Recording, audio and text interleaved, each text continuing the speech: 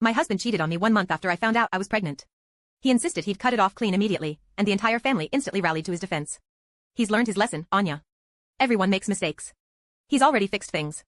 You're pregnant, for heaven's sake, how are you supposed to manage alone? Think of the baby. I was trapped in a suffocating web of family pressure, everyone demanding I play the role of the forgiving, high-minded wife.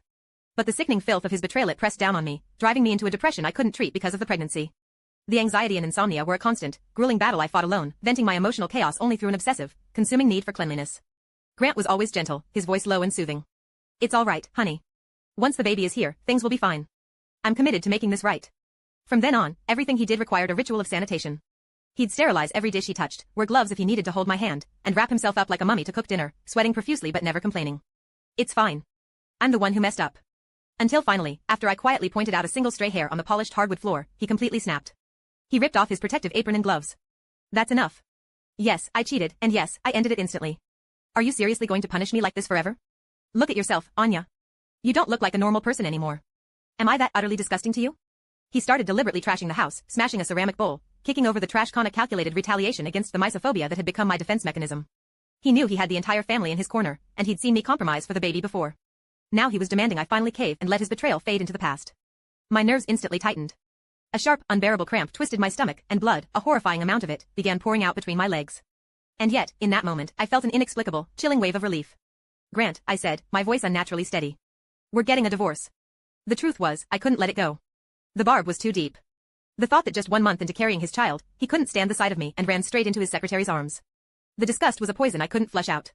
I had tried. I tried to forget, to convince myself to listen to our parents and become the magnanimous wife. But I couldn't. Grant shoved the front door open, pulling on his jacket. I can't take this anymore. I'm a person, too. Fine, have your divorce. He left without a second look, without even registering the darkening pool of blood on the floor.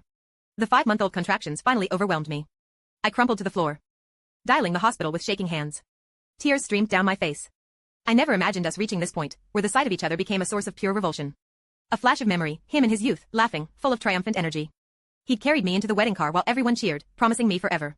We'd even left our vows at the most sacred spot in the valley, a promise that was now nothing but dust.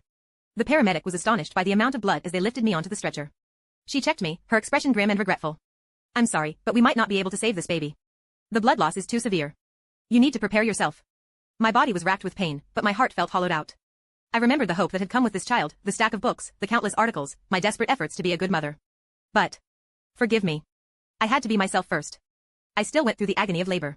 Afterwards, drenched in sweat, I lay in the hospital bed, feeling like a corpse, next to the small bundle that had never had a chance to breathe. I endured the cremation alone.